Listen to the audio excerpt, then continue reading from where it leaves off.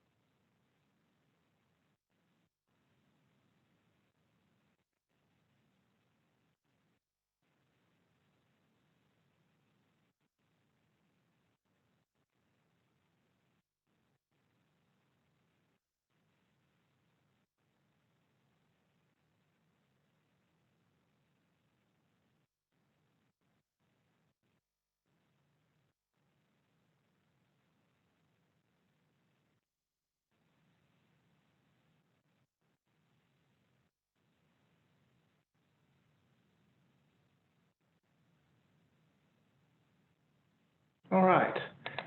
Good evening, everyone, and welcome to tonight's inaugural Retail Design Institute Diversity, Equity and Inclusion Council event. I am Andrew Lee of the New York chapter, and together with my fellow council members, Lena Lim, Tara Leong, and Carla Wells, we are humbled and honored to be hosting tonight's event, Tackling Diversity from a Professional Organization Perspective. 2020 was a seminal year raising awareness, opening up dialogue and exchanging of ideas around diversity, equity, and inclusion.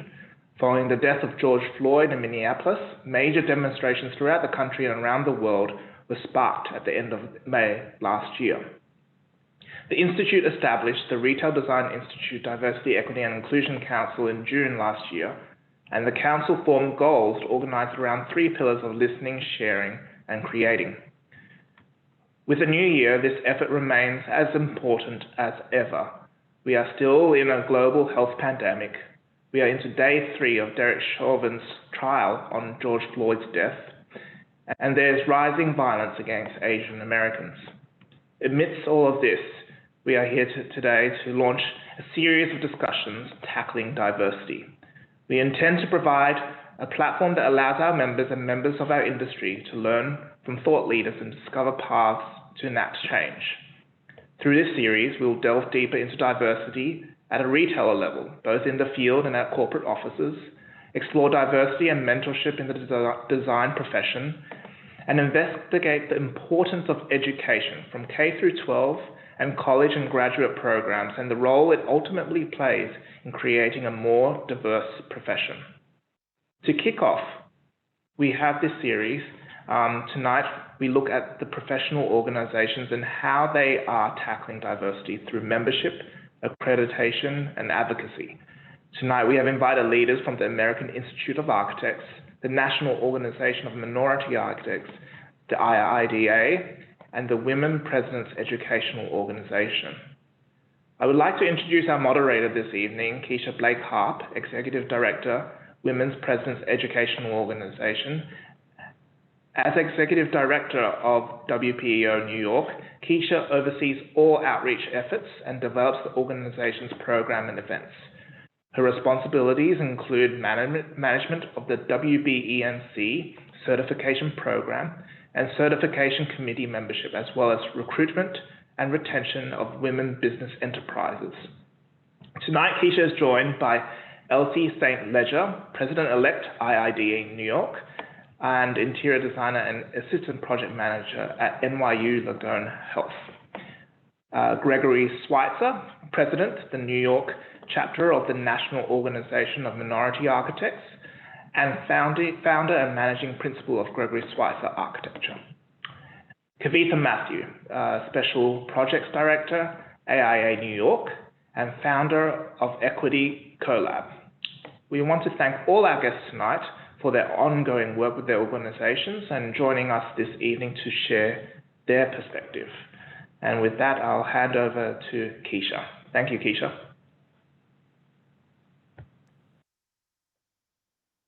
Thank you for that introduction, Andrew. I'd like to invite our panelists to come on camera and join us. Looking forward to this evening's conversation. We have some great questions to start the conversation. Really want to be able to dive a little bit deeper into the question of diversity, equity, and inclusion, particularly in this sector. My approach to this, just to give a little plug for our organization, we certify women owned, operated, and controlled businesses by a specific um, standard that's given to us by the national organization, Women's Business Enterprise National Council. It's important for us to participate in conversations like this because our primary mission is to advocate for diversity and inclusion and within the supply chain of the major corporations and the major purchasers within our economy. It's important for us also to understand that we are part of a larger ecosystem. So wherever we can have a presence and a voice to advocate for diversity, we want to be a part of that conversation. We understand the connection between the procurement, diverse voices in our community, and how that drives economic growth. So with that, we have some questions prepared that I will share. I think what I will do is ask the questions to the people that I see on my screen to my left and to my right. So I have Elsie. I'm going to start with you because you're the first person I can see here. So my first question to you, and everyone, all the panelists, please feel free to jump in and create a more organic, casual conversation. But Elsie, I'll start with you. This question that we have is directed not only to you, but mostly to your organization, all of the organizations represented in this conversation. Says, as membership and accreditation-based professional organizations here, what barriers of entries are being adjusted to create a more diverse organization? It's a very large and all-encompassing question, but going beyond just adjusting the criteria, we're not really focusing so much on adjusting the criteria, but how are you making your presence known uh, and making sure that you're representing your organization and bringing more diverse voices in?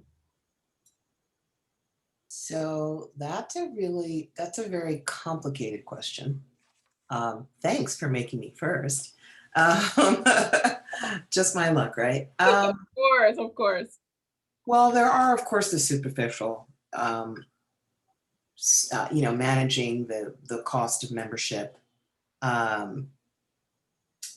making sure we reach out to the different schools. I mean, we happen to be New York based, and we're lucky that we have so many design programs locally. But we are, and IIDA New York is statewide, not just citywide.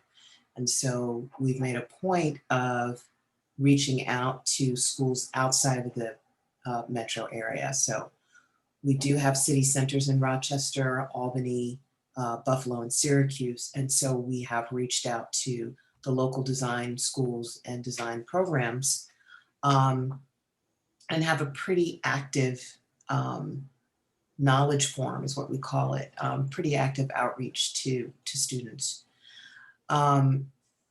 So that's always been an initiative of IIDA New York, and it's one that we've expanded. But even having said that, reaching out to students of color is much more difficult because design is not necessarily open as a profession to young kids of color, particularly Black children. And so that's something we're tackling now and trying to figure out how to reach out beyond the known boundaries of this profession. We have within IIDA, we've just created something called Committee of Action, and we have a VP of Action. And she is very, very passionate about reaching out to students and involving them, but reaching out in particular to Black students, letting them know that there is a career path within design. And it doesn't necessarily have to be as an interior designer or even as an architect, although we primarily focus on interior design. It could be all the ancillary industries that support us as designers and as builders. And so that's one very particular initiative we have. And that's that VP of Action that is very, very new to us. And that just started last year in 2020, although it was something that we've been thinking about. But the events of the last year really sort of sped up creating that, sped up the timeline. And then in reaction to all the events last year, the 4 founding members started something we're calling Equity Council. And that is to really take on, in a broader sense, diversity, equity, and inclusion. And so we are focusing right now on bringing in, making design firms accountable, not just performative. We are dedicated to, equity and blah, blah, blah.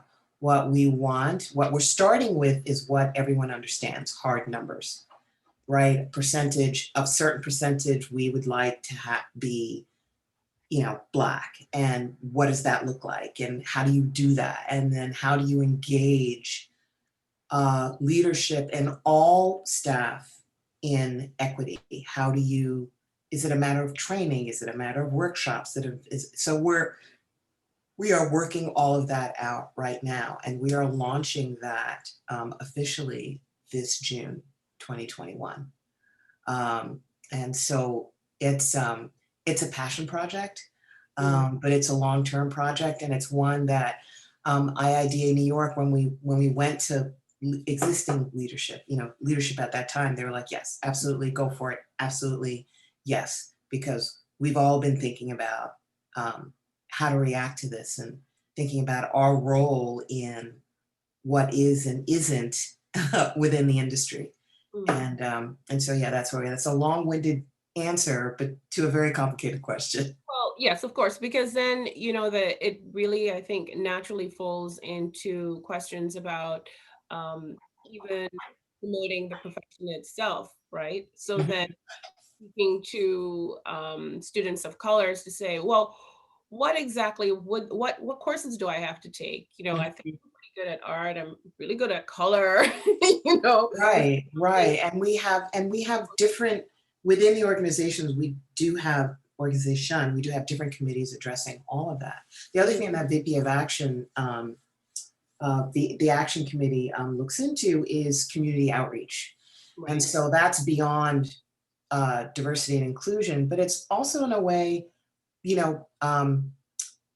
opening access to people that would not normally think about reaching out to the design community for help addressing whatever issues, right? Whether it's the right chair for for an intake room or whatever it is, we are making it known in a louder voice that we are available to consult in that way. So there are so many different ways to reach out to the community. There's no way it can be just a singular event. It has to be a multi-pronged approach. That's what we figured. And so that's what we're doing. We're looking inside our organization to see how we can use the tools that we already have available and set up, and then expand from there. And building on those comments, Greg, since you're on my other panel, I feel like doing a huge throwback to, I don't know, a game show or Brady Bunch or something. But you're up next. Yeah, game show. So building on those comments, is there something that your organization has done to make some sort of shift? So we all understand that more diverse voices, there are tons of working papers, there's lots of conversation that, okay, there are more women, more LGBTQIA people in the room. What is the diverse voice that's going to come in to change And you know, in my space that I work, everything is about, you know, bottom line money. You know, a lot of the major industries want diverse voices in the room because it drives innovation, obviously, and then it drives growth, and you know, it drives more profits. So is there a specific path or initiative that your organization is taking to say, okay, we need more diverse voices in the room? Are you focusing on one particular plan of action? Elsie spoke about reaching out to different schools and targeting different students and outside of the New York metro area. What is your organization's Well, how much time do I have to answer of this? action? Because Do we you have, have a VP of action? I could tell you now that our organization is right at ground zero on this, for lack of a better expression. But first, just to let people understand, you know, we are a professional organization. We're not an accrediting organization. I think part of your question was about accreditation. Um, but you know, we have programs in place where we're doing outreach early. We're focusing on the little guys that are in middle school and considering architecture and design through high school. So we have programs, for example, like Project Pipeline, which is a national initiative of our organization, where we're going into schools and we're introducing the youth of color about what it takes to be an architect, and trying to start to help them develop the vocabulary of architecture and design, walking them through little projects and vignettes, and letting them know that they can be architects. And then throughout that process, you know, it nurtures into, you know, the students that are in high school and then into college, where we have sub-chapters of our organization which deal with college students. And during that process, they're collecting and understanding each other as they move through, you know, all the nuances of the education process of becoming architects. But we're here as an organization of professionals, tend to support them as well and include them in our programming, and really try and engage with them to let them know that we're here to support them, and we also want them to be professional architects and designers. And then once they graduate from college, we bring them into our organization, and we try and introduce them to, you know, the various professionals in the organization, try and help them get internships. We help them prepare for the examination so they can plan and take the examination so they can go through the licensure process. And then we hope that, you know, during this process of building a strong relationship with them and through mentorship, and that they're able to, you know, have a good start in this profession and take off. Little, you know, that people know, and it's interesting. And I'm just going to use Black architects as an example, even though our organization is all encompassing. But I think this is just one of these quick figures that I could toss out there. There are over 116,000 registered architects in the United States. Of that number, only 2,378 are Black Americans. The numbers are staggering. So it's our goal to really try and foster and promote, and, you know, this is the essence of why we're taking the direction that we're taking in nurturing from early on, Right. through elementary school, through high school, through college, and in the earlier years in the profession, to keep them on board. Because oftentimes, you know, you have people that go through all of that process and they get their first job and they become so disenfranchised to where they say, I don't think I want to pursue this any further. Right. And, you know, and oftentimes, you know, they just disappear from the profession.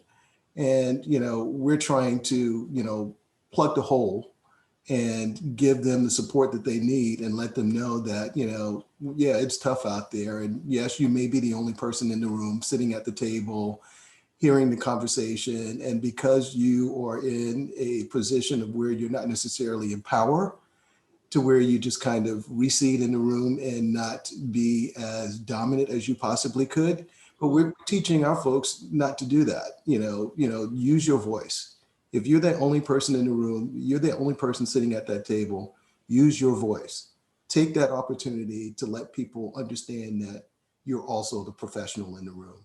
So in essence, that's where, NYCOBA has really vectored off in NOMA in making sure that, our members are well supported and have the tools they need so they can succeed in the profession. So that's where we are.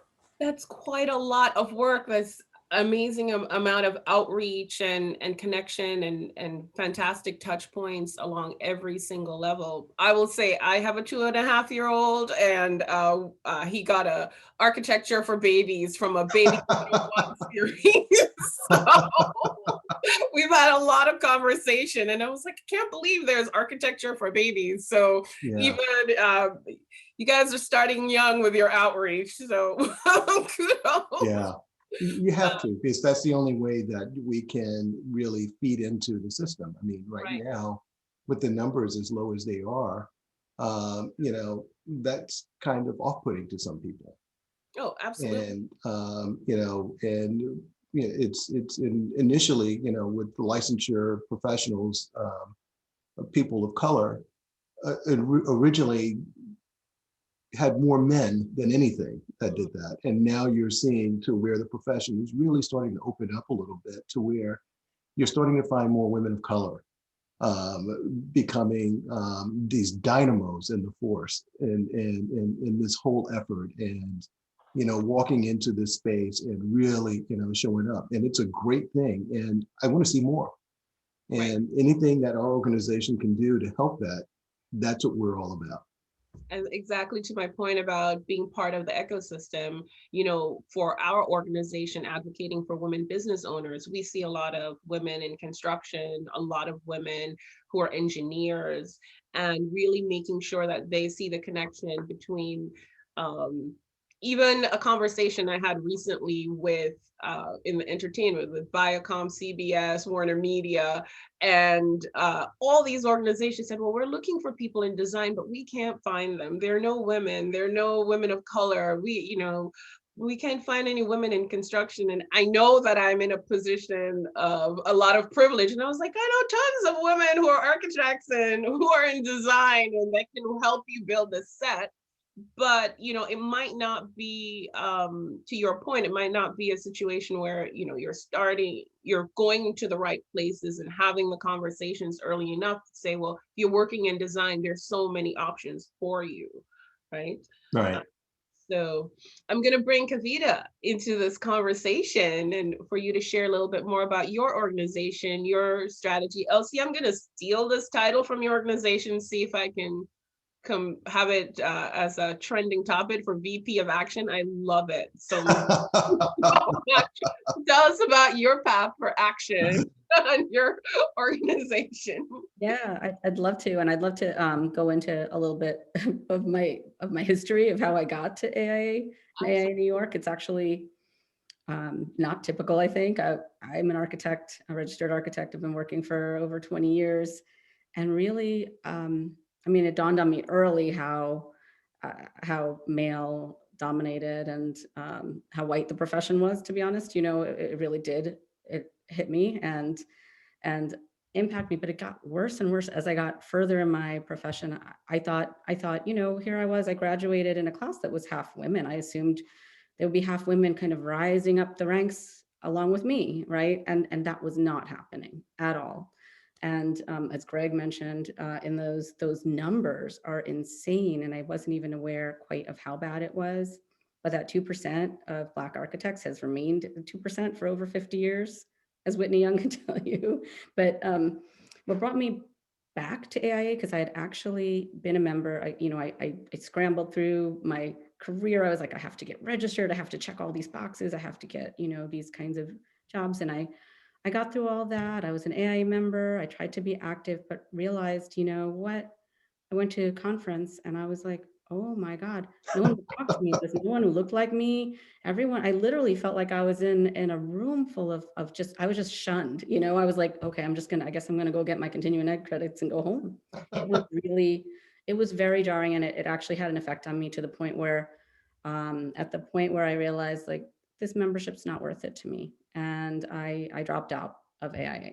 And I tell that to everyone. I dropped out because I didn't feel like they were representing me and my interests. And, you know, even though I'm ready to, you know, talk to people who don't necessarily look or have the same background as me, they weren't willing, I thought, to reach out to me. So I was like, that's it.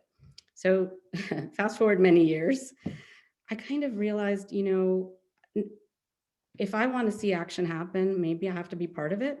And went back to AIA with an idea for equity at the firm level, you know, just pushing for that.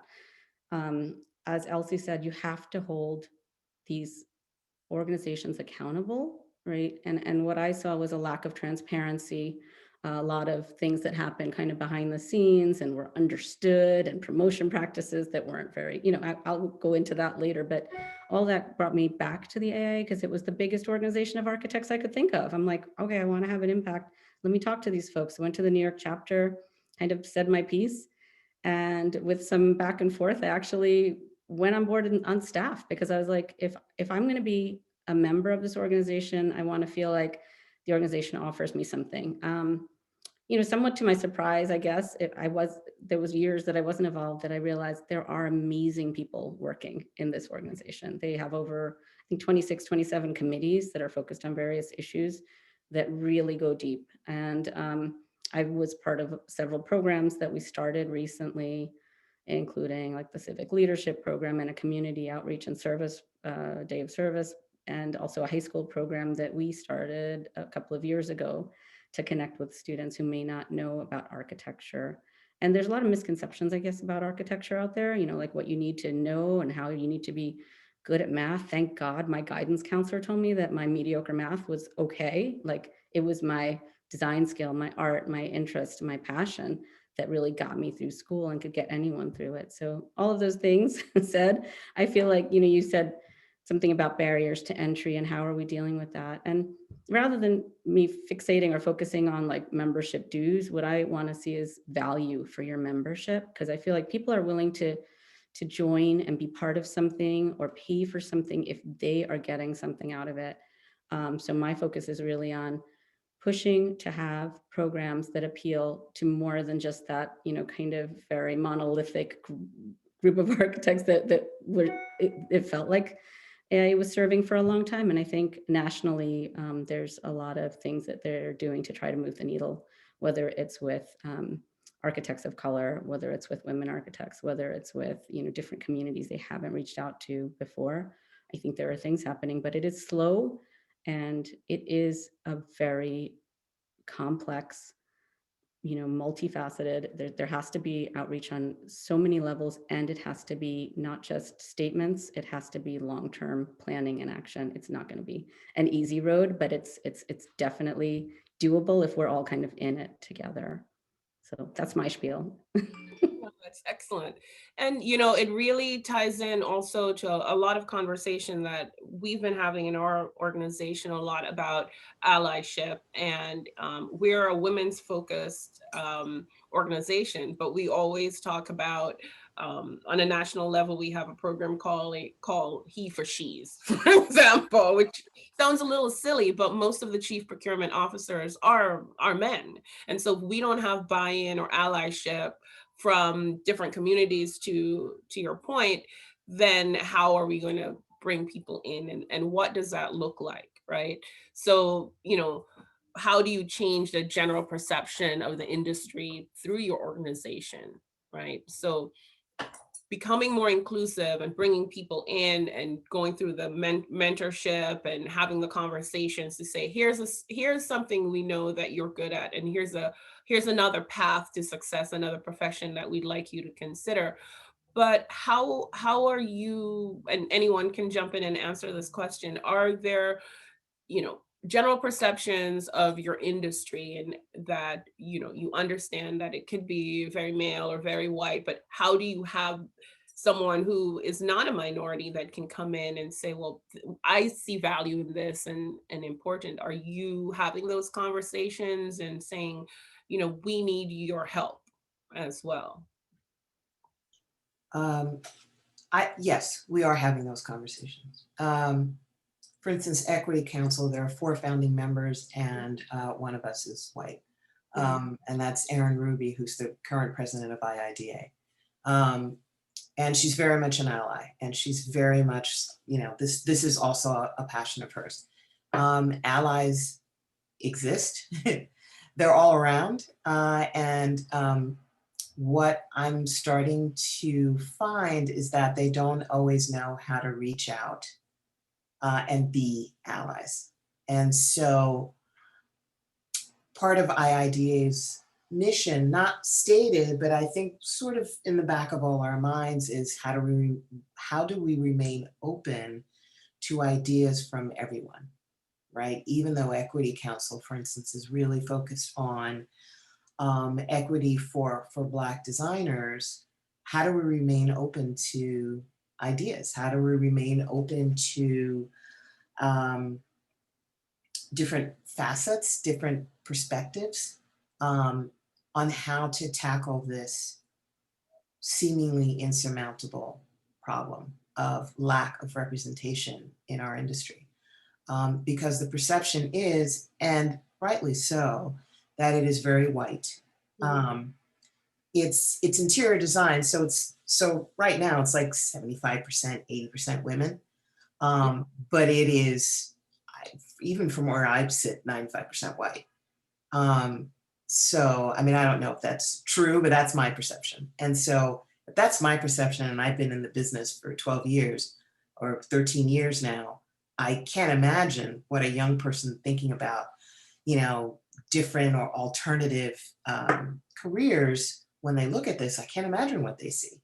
It's just this blank white wall. And I honestly don't know how to fight that.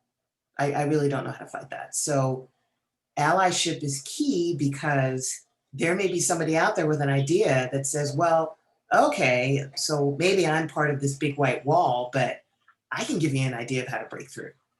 Great, we'll listen to it. Let's see if it works. Let's try it out. Why not? So there are so many different ways to partner with people. There are as many different ways to partner as there are people. Right. And so as long as we are open about our goals, as long as we are working toward those same goals, in my view, I'm not really sure it matters what you look like, although it would be nice to, I'm quite frankly quite proud of the fact that Equity Council is driven by 3 Black women. But in the end, it may not matter, right? Because it's that goal. It's that goal that we hope gets closer and closer and closer to us. And again, I'm speaking for myself, but I would not be surprised if many individual members of IIDA New York didn't feel the same way. I completely agree with Elise on virtually everything she said. But to add, sometimes looking for allies isn't necessarily a successful thing. And because you're trying to feel them out and they're trying to feel you out and see whether or not if you two can relate and have that conversation. And Agreed. Sometimes the chemistry just simply isn't there. No, that's true. And, right. And not all allies work. I completely agree with you on that. Right. So, I think, my approach has always been to get a finger or, a portion of me inside that space. And because of that, I became incredibly active in a lot of professional related organizations. For example, I'm also on the board of directors for AIA New York. And a way for me to introduce, this mindset to the table is to be in that room and listen to the conversations and then put a spin or twist to it to where it make people sit and say, oh, okay, I never thought of it that way. And just by making that quick adjustment or reminding other people that, yeah, that sounds great, but, it might be even nicer if we did that, then, it kind of starts that understanding and that level of comfort to where people can open up and talk with you about certain things. And I have to say that at least the AIA chapter of New York City has been extremely open with me, and I think in this whole process, which is great because, you know, Kavitha hit it. I mean, they're the largest, or 94,000 members in the country, something like that. For a professional organization, that's pretty substantial. And they carry a lot of weight. And when you're able to get in and have these conversations and make little changes that make it easier for the next, you know, group coming through, then it's worth the charge, it's worth the effort, and it's worth all of the volunteer time that you put into these sort of things. So, and I'm sure Kavitha has a lot to say on that, again, because of her situation, which is quite unique and somewhat impressive. Knowing Kavitha and knowing, you know, the positive things that she's doing, you know, I just think that, you know, to seek allies is one thing, but to create them is another. And that's the point I'm trying to make. Yeah, Gregory, thank you so much for that. It's been great to see I've been at AIA for just over 3 years, but just thinking back, just seeing the change in the representation on the board has been incredible, right? You know, and that's been a kind of an active effort on behalf of AIA and their kind of sister organization, the Center for Architecture, which we'll get into a little more, but Center for Architecture does their exhibitions and their education K through 12 program. But actively saying, you know what, if we don't have people in the room that can share their perspectives, we really can't just come up with a solution, you know, without talking to those folks and being really invested, you know. So I think that's been a challenge, but just AIA nationally, yeah, 95, I just looked it up again today, 95,000 members with 200 plus chapters all over the country and globally. But of those, 24% are female. Like what? You know, 24% are female. And of the 24% female, 62% of those women are white, 10% are Asian, 3% are Black, 7% Latino. So the numbers, everyone knows something's up with this, and without really taking an active approach to the issues, we can't move the needle. The needle hasn't moved with us just kind of sitting around waiting for it to. So it's definitely an ongoing effort. So the next question on our list, you guys have started touching on it about the strategy that should be considered for members within your organization that can extend to their workplace. And, you know, how should it be driven? My spin on this would really be, is it a two-way street? Is it driven by your individual organizations to drive some sort of strategy within the workplace? And whose responsibility is it? Where is the ball going to start rolling? Oh, can I jump in? Absolutely. I was directed at you. Wait on this one. I cannot wait. So that's how I started. I was like, you know what, you're AIA, you need to push these firms to be equitable. And they're like, no, we're a membership organization. We can't, you know, we're not policing our firms. We're not, you know, kind of like telling them how to run the firms. They run their firms, they're members. We provide, you know, professional development and design, you know, recognition, and continuing education, things like that. But we can't tell them how to run their firms. It's like, oh man, how are we going to do this, right? What's the incentive?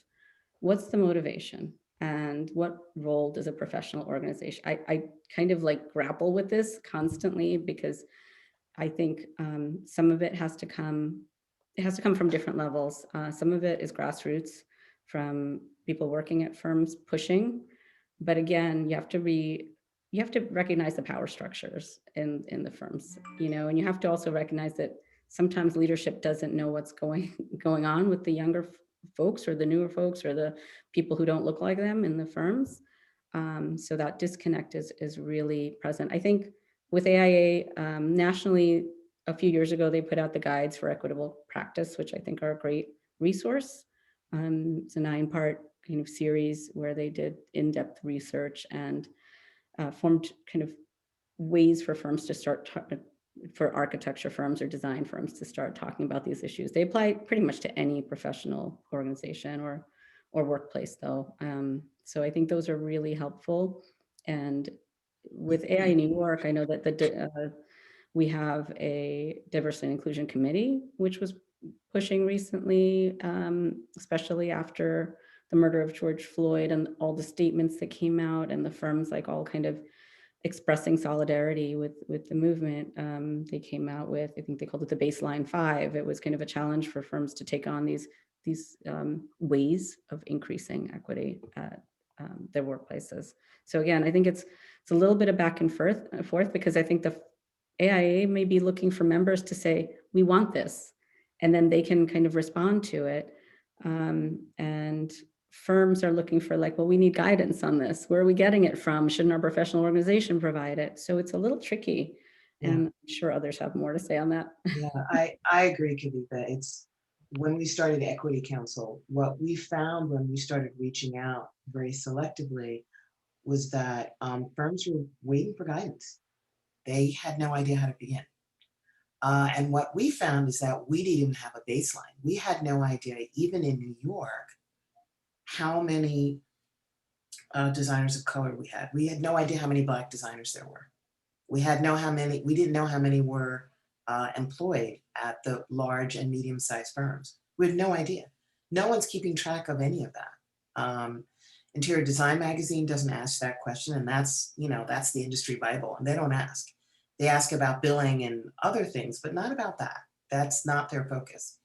And so that's where we started, and we saw it as a multi-pronged conversation, right? So we are going to provide that baseline. We're going to say, this is where we are now, and this is what we're working toward in the future, in the near term and in the long term. And this is what we need you to do. And we will work to, if not provide the tools, at least help you find those tools to reach those goals. So it's more than just providing a guideline. It's actually making sure that the various points are met, right? That the various goals are met. And we're starting with numbers because, again, that's the context that most people understand after 40 years of affirmative action, but we're moving beyond that, right? So it's not just we need 10% or 50% or this number or that number. It's we really need to know that you are actually talking to your staffs about equity and about inclusion and about diversity and what that means and what that looks like and what you want it to look like, right? Because it could be that every firm has a different idea of diversity. But we, the Equity Council, are focusing on Black designers. And so those are the questions that we're going to ask. That's our base, right? And they can then take the tools that we provide and perhaps apply it to other ways that they want to diversify their staff. That's just fun. Our focus is on Black designers. And so, yes, it is definitely a multi-pronged conversation. It can't just come from us. Especially with IIDA, we don't all work at design firms. I haven't worked at a design firm in 5 years. It's 4 years now. I'm on the client side. I'm still an interior designer. So then what does that conversation look like? So we have to take different approaches. And most designers, if they're working at medium or large size or large firm, are working for architecture firms. And so what does that look like? And how can we help navigate whatever that means for that firm and then for the individuals within that firm? So that's how we're approaching it. All I can add is, we also were somewhat intrigued with the lack of data.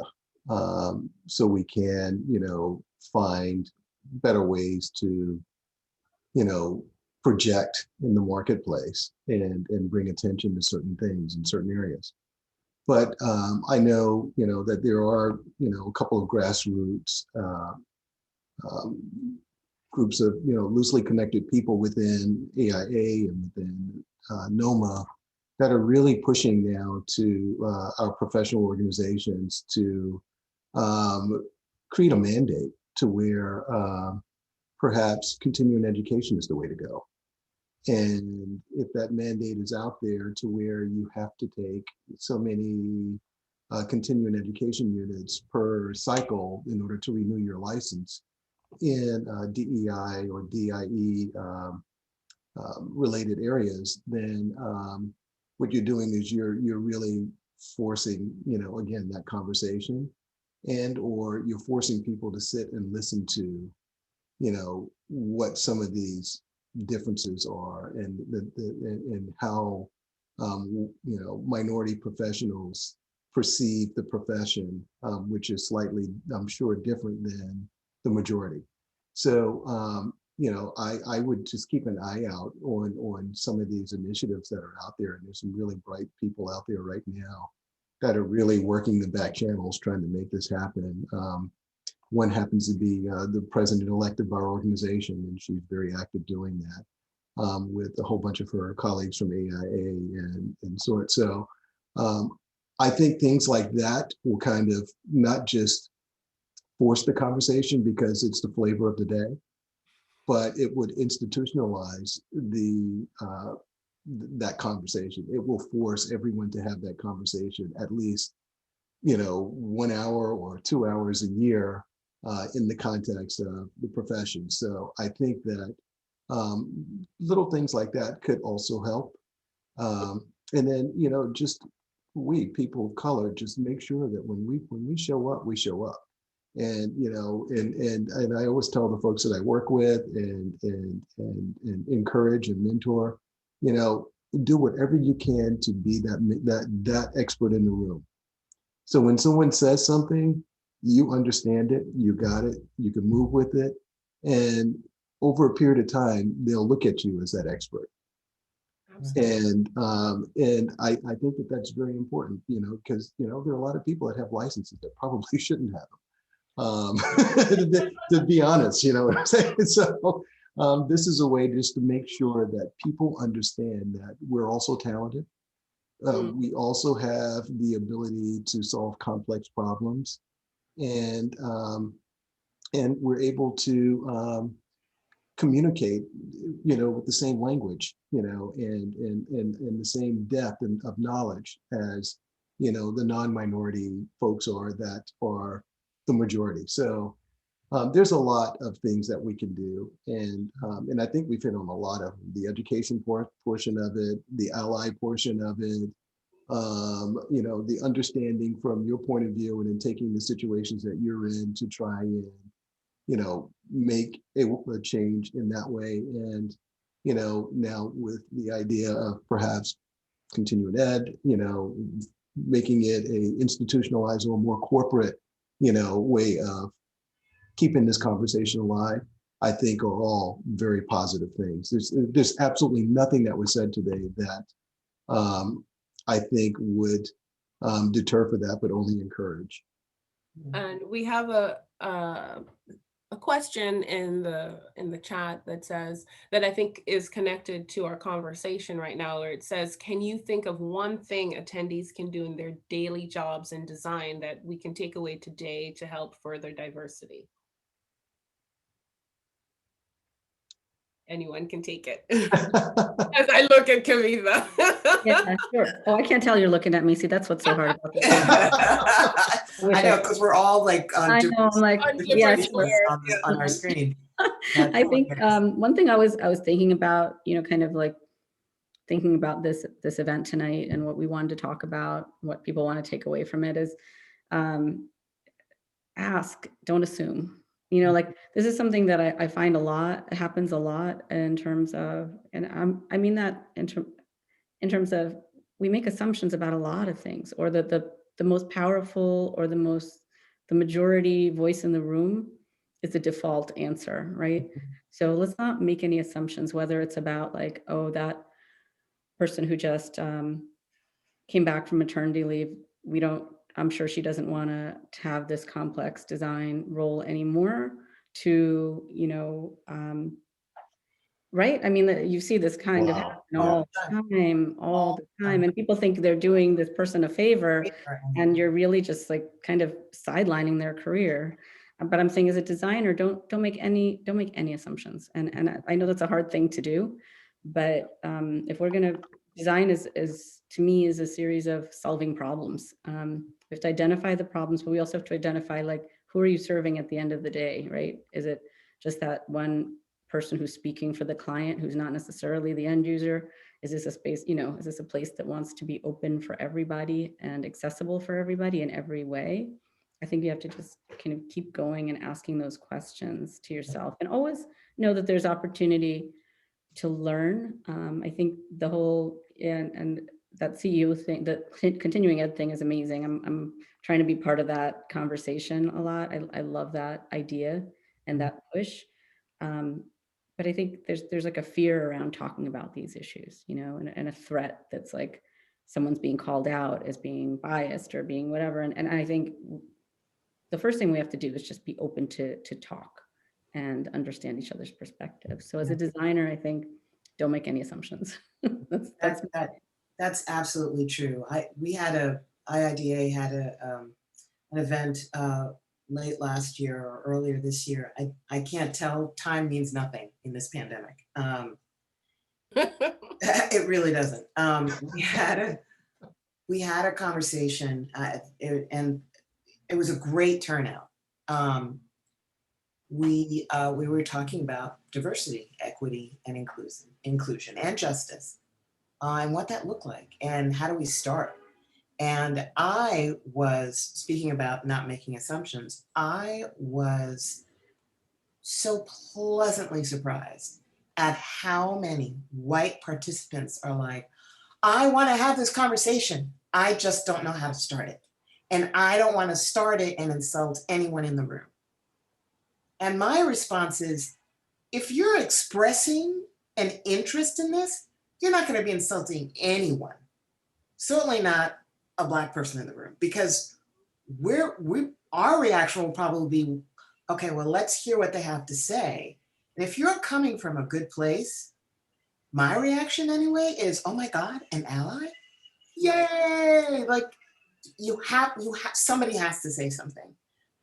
Somebody has to start that conversation. And what we said earlier, what came up earlier, is that's not always going to come from leadership, right? And that's the other thing. If you're a designer just starting out, if you're 21, 22, 23, just coming out of design school, and you have your first little job, and whether you're an intern or design assistant or a librarian or junior architect or whatever it is, you're like, well, I'm just going to stay in this little corner and just listen and learn. Well, you can't. Learning isn't just listening, right? You have to want to take some chances. You have to be open to making mistakes and being corrected or guided so that you can learn, but also you're learning how to communicate. And so the more you do that, the more you practice, the better you will be at finding that opportunity to bring in your perspective, whether it's as a designer or as a project manager or as whatever your role is. And that's what's exciting.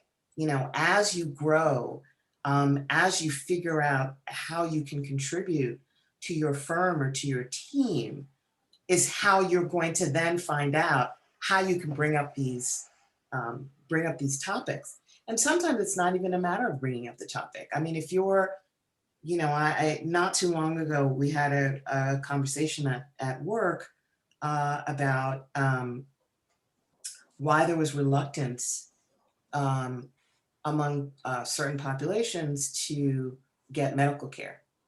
And I was the only Black person at the table. And I was like, really? Do I really still have to have this conversation? But it was obvious that I had to. And I was like, I may have an answer for you. And I spilled. And they were like, oh, we never think about that. It's not like we didn't know. We just never think about it. Well, think about it, right? And again, my perspective was as a Black woman, but if you're an immigrant to this country, what's your cultural experience from that other country? Bring that in. It's valid, because people may not know, or they may not think, oh, actually, this is something that needs to be brought into the design conversation, because everything goes into design. It's not just lines, it's not just volume and light and voids. It's not just color. It's not just, adjacencies. It's really about an expression of culture. And what does that look like? And so every voice is valid. And so it's just being willing to take that chance, and then in taking those chances, finding where you can insert your voice and bring in your perspective and your culture and your own ideas. Correct. Well, again, there's not really much one can add to that. I mean, because that's really what it's all about, right? If you're in a situation to where there's no need for that kind of conversation, then we're in a different space. Right. And just understanding your differences and helping other people to understand them, be it culturally or not, it's very important. And you have to be willing to talk about it and share. And more importantly, just don't just talk, listen. Hear what others are saying, see what others are doing, and acknowledge, everyone that you're working with in that environment. It would be a perfect world if, race and it was blind, and, and the notion of color and, cultural differences and everything was just so neutral. I think that that's one of the things that actually makes the profession quite interesting, actually, is because I'm constantly learning from the people that I employ. I mean, and some people are very conscious and aware of their cultural norms, and which are somewhat different for, the others that are in the office, be it dialect or language. And because of that, they're afraid to share or speak, but encourage them to. You'd be surprised on how much they could share that could really enlighten you in your journey as a professional. So that's about all I can add to that. I mean, this is a beautiful conversation, and I really wish that there was a way to where we can encourage all of our peers to sit down with 5 or 6 people, and for a cup of coffee or tea or whatever, and just like let your hair down and talk. I mean, and freely, so you can Right. get a true understanding, about where we are, so And ask the dumb questions. ask the absolutely Ask the yes, dumb questions. yes. Also, I want to add to, there is no such thing as being colorblind in America. So stop saying you don't see color. That's one bit of advice. Don't say that, because in this country, everybody sees color. So just admit it and then move forward, right? Everybody sees, if you're, and makes assumptions. So you have to admit that. There's no such thing as colorblind. So knowing that and being comfortable with that also will free you, right? Because you're not going to go in and say something that people don't know. If I go in and say I'm a Black woman in design, how is this news? I'm a Black woman, I am an interior designer. This is not news. But some people won't say that. So Right. say it. I'm a Black woman in interior design. Oh, okay, well, if you can say it, I can say it. Yes, you can, because it's that obvious. But sometimes it's the obvious that people won't say that stops the conversation cold. So first assumption out of the way, no such thing as colorblindness, just say it. And if you're coming from a good place, again, speaking for me, that shows. That shows. Okay. That's my 2 cents. Uh, we have a couple questions that I think would be important to address, more along the lines of bringing your true self, your whole self, to the workplace. Where I'm gonna combine a couple questions that we have. One of the questions: how can designers create more inclusive products and spaces? And kind of ties into, how does a person's culture affect their approach as a creative thinker?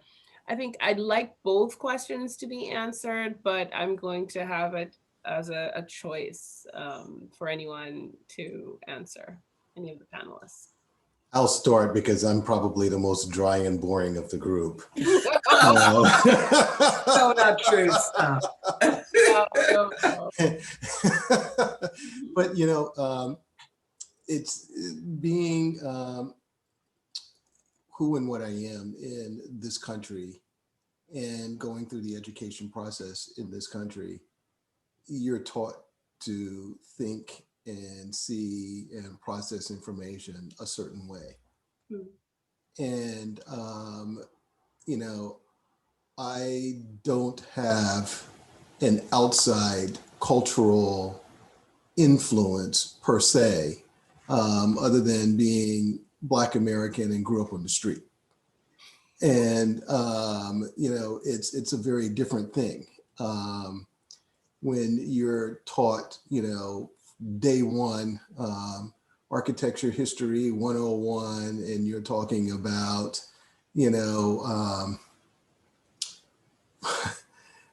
early Greek and Roman architecture, or early Christian architecture, and that's when your eyes start to open and say, "Oh, okay, I was unaware of that," and you start to absorb that kind of thing. And for me, culturally, I think the influence that I get would be through the associations that I have in people. And the love and passion I have for traveling, and the way that I do it is by, if I go to a place, I try and stay with locals. I don't stay in hotels. I eat what they eat. I walk with them where they go, and I try and be a part of that culture. And through that process, walking through the streets and taking in all of these beautiful, delights and walking, you just somehow record some of this and you recall it when you need it, during that design process. And for me, that's how I'm able to, include, cultural,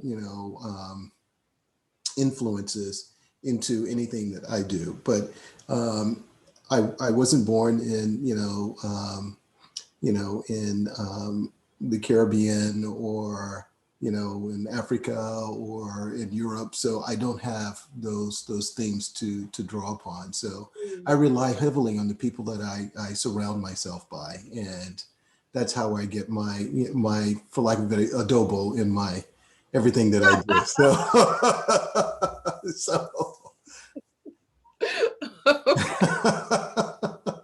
Okay. Not your adobo. Adobo, I'm glad you I learned so actually. much from this panel. I'm taking notes. So Gregory, I don't know, growing up in this country as an immigrant, I was born in India. I came over as a baby, basically. So I grew up here, but I wish there were courses on the things that I see now, like intercultural competence. What does that mean? It means it doesn't mean like not seeing, as Elsie said, it's not about not seeing difference. It's about seeing it and respecting it, and really, being willing to listen and take things from a different perspective. But I did grow up in and still, I think, move around in a world where assimilation is key, right? It's like the things about me that are different, I have to tamp down because I don't want to scare anybody. I don't want to talk about anything that's going to make anyone uncomfortable or anything else. And when I see things that are happening now with like the violence against Asian Americans or violence against Black Americans, I just can't, I don't know how these things happen where, entire groups are targeted for just being who they are or for just being different. This is the stuff I can't quite come to terms with. I think all of us are feeling that way. But I want to talk about bias because I think there's a little bit of bias against bias.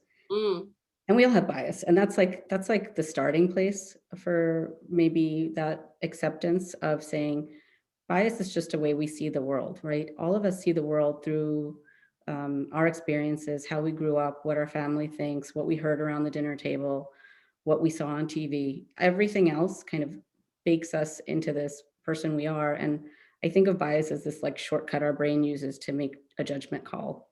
And often it's a bad judgment call. Sometimes it's just a judgment call. It's just something that's like, okay, this person is this way because that's what I've heard about this group of people, right? When you stop and recognize that you're making that judgment based on this bias of something you've heard way back when, or you've got embedded in yourself, I think that's the step where things can start changing, right? And it's kind of what Elsie said. It's the have those conversations, because I'd rather somebody ask me some question if they don't know something about my background or my culture or whatever else, than just made assumptions about it and jump to conclusions about it. I think that's where we start the conversations.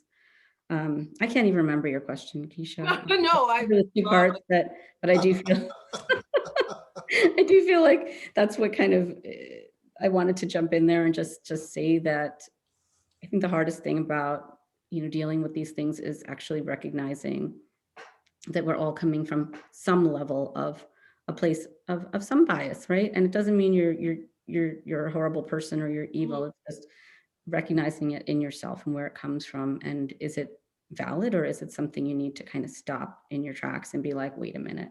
absolutely. Yeah.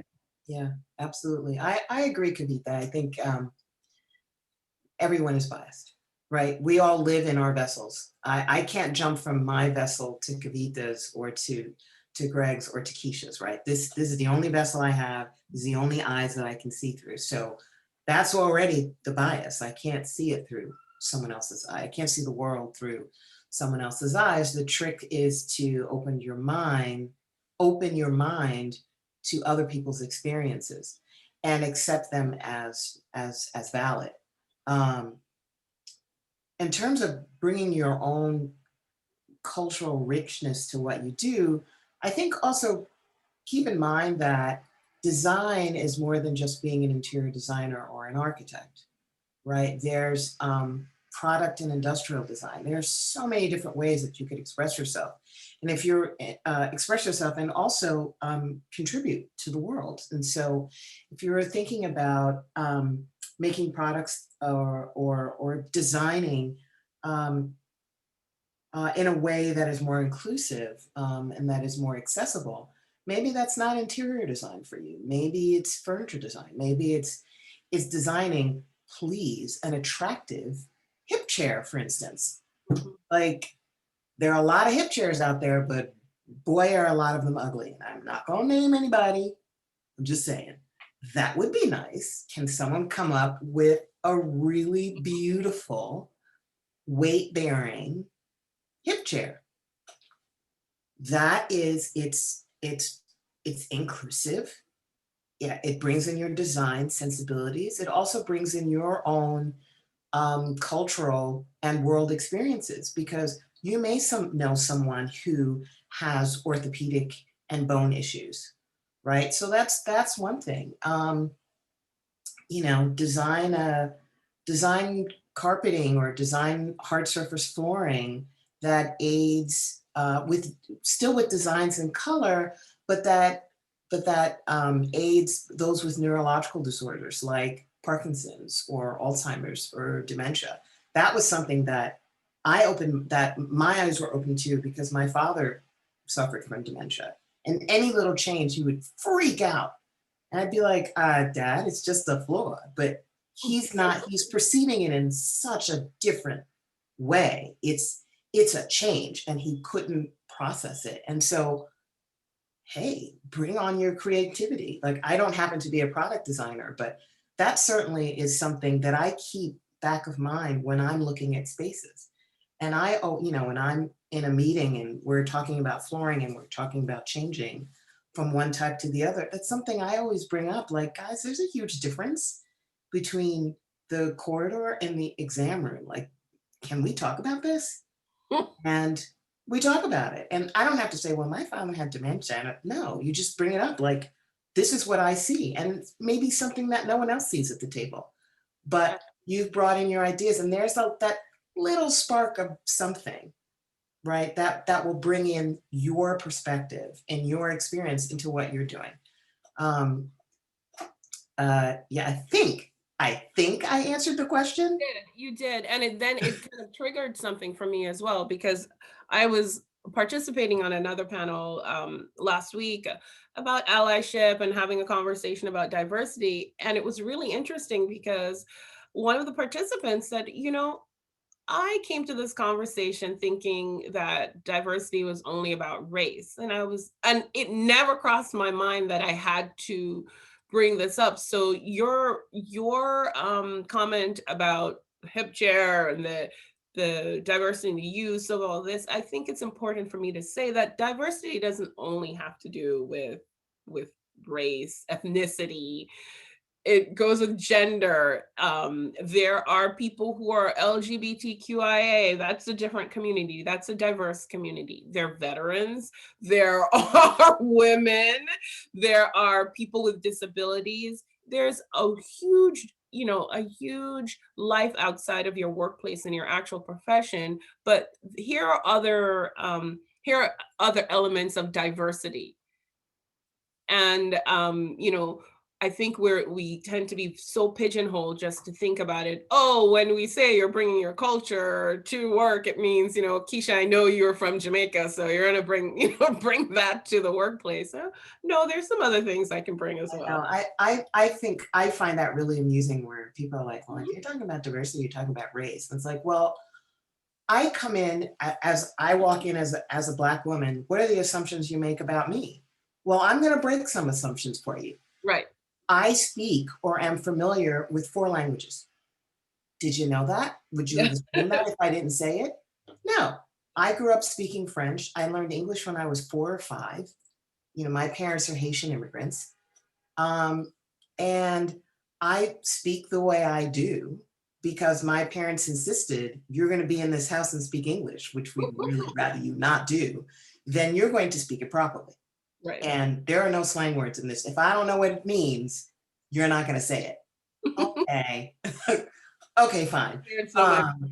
Right. So, that's my experience. So that already, breaks that all open. I remember having a conversation with somebody I worked with, and we were at some outing. We were going target shooting, and I said, and I'm a liberal. I'm just saying right now, I am a registered Democrat. I'm more not liberal, but more progressive. So, the stereotype there is we hate guns, we hate all whatever. And I was like, well, when I was in the rifle club in junior high, and my colleague was like, what? Yeah, when I was in the rifle club in junior high. And she was like, wait, that doesn't compute. Well, you take the time to compute that. And I'm going to talk about the target practice that we took in middle school.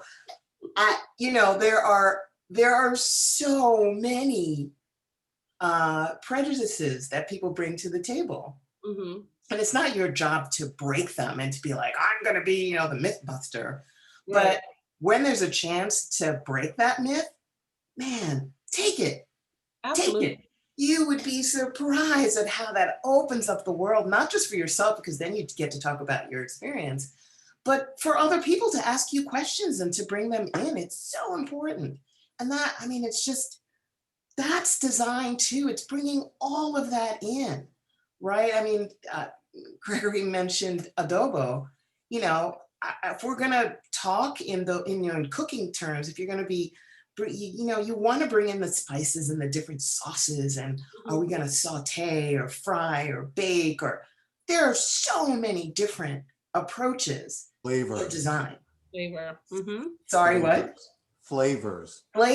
Yes, so many, and they come from everywhere. And if all you know is hot dogs and hamburgers, bring it on. It's okay. It's all right. So we're coming up on time. We're at 7:15 by my time, and I've been enjoying this conversation just so much. I had a conversation earlier with my parents, and I'm also an immigrant, moved here when I was 12, 13 from Jamaica. And I came to the table with a lot of biases as well, because I never thought about the fact that, my my pediatrician was Black, or that the family lawyer was white Jamaican. I never thought about the fact that the people on Air Jamaica at the time, that the flight attendants and the pilots were Black, or all the Black architects or professionals or business owners around me. And I was never surprised by that. Of course, my parents decided to move to Connecticut, but you know, and so my friends that were from all over the place, you know, my friends here, I remember when they came to Jamaica with me, they're like, oh my God, there's a Black pilot. And oh my God, you know, the Black professionals and the people that I grew up with and I was exposed to, it never crossed my mind that it was an issue that, you know, my best friend, whose name was also Keisha, but her name was Keisha Chin, and her mother was, you know, her father was Chinese and her mother was Indian. I never thought that was weird. It was just, I mean, it's an island, so people are from all over the place. But, you know, I came to the table with a lot of biases. I never thought that color or gender or any of these things are going to be a barrier to whatever profession I chose, right? But that's something that, you know, once I went through the education system here and I saw all the different obstacles that popped up. There's a question in the Q&A that I think here it is. He says, as a minority not of color, I've primarily seen talent being the driving factor of one's success. While I have historically been in the visual merchandising sector, which has always been, quote, an open and accepting of all cultures and backgrounds, the question is, can you elaborate where the obstacles are understanding talent is the primary driver? So I have to say that, you know, coming from a country that was, you know, that's what was instilled in my head. It was more, oh, well, you can be successful if talent, education, exposure. It's a very classist, you know, based country, you know, but that was always a driver. But growing up here, going through the educational system, I know I'm in, you know, I grew up in a very privileged situation here in Connecticut, but to me, the obstacles were so multifaceted, right?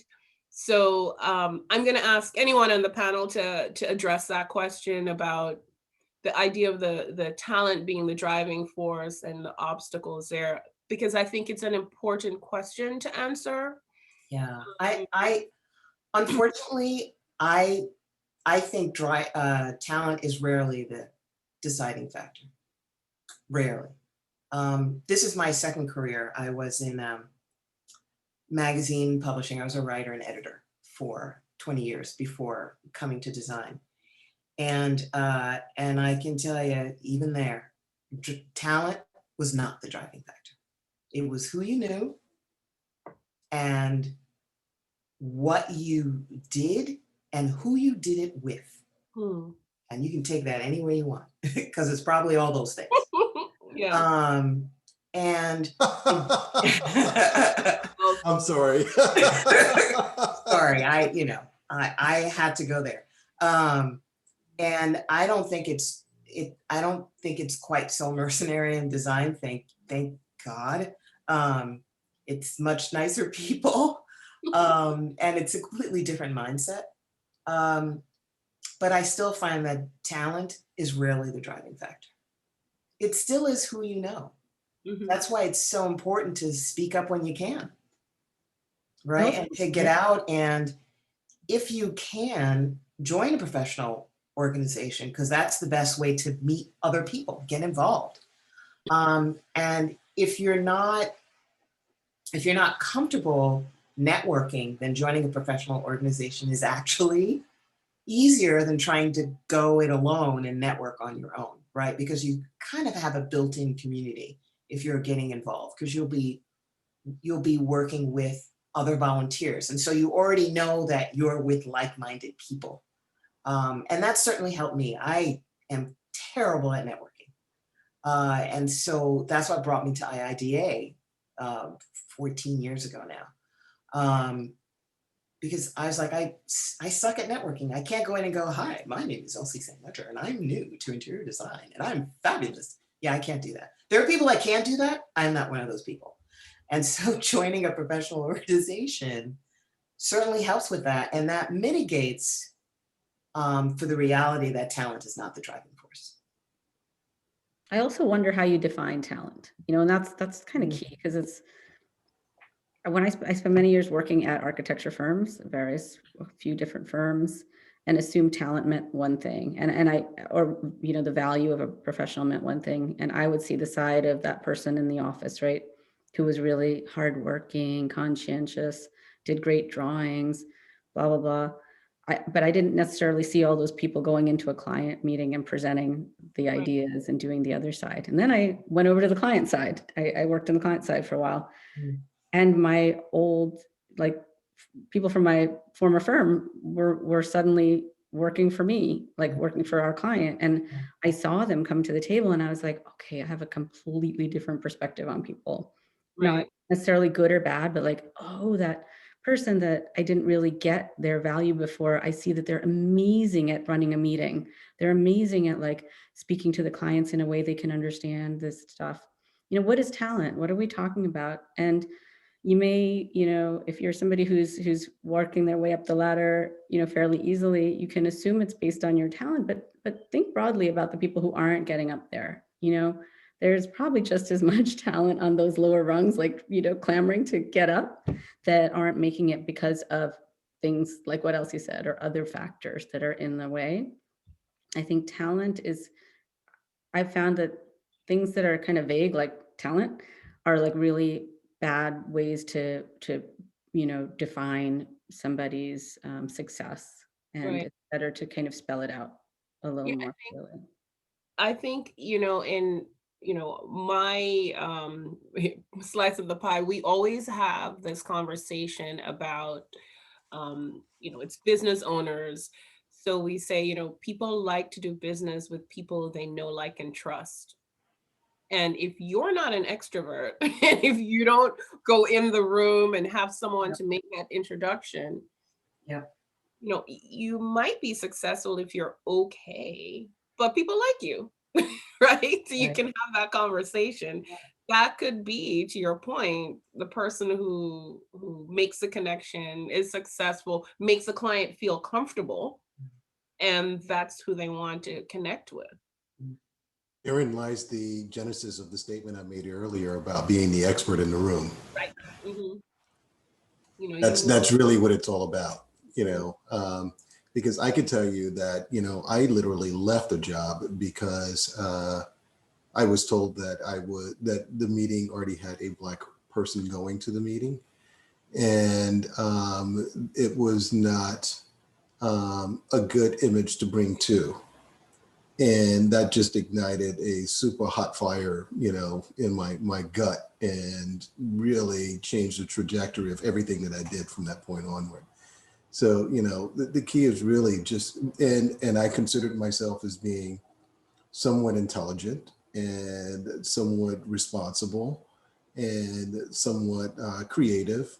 Is that what you call talent? Again, it's in the eye of the beholder, the person that's actually passing that judgment or giving you that status as being talented or not.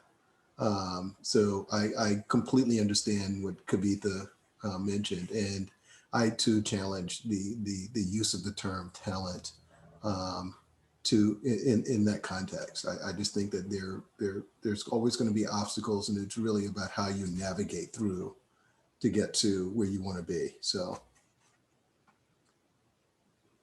And herein lies the value of all these professional organizations, and trying to find your niche, and trying to figure out how you navigate this.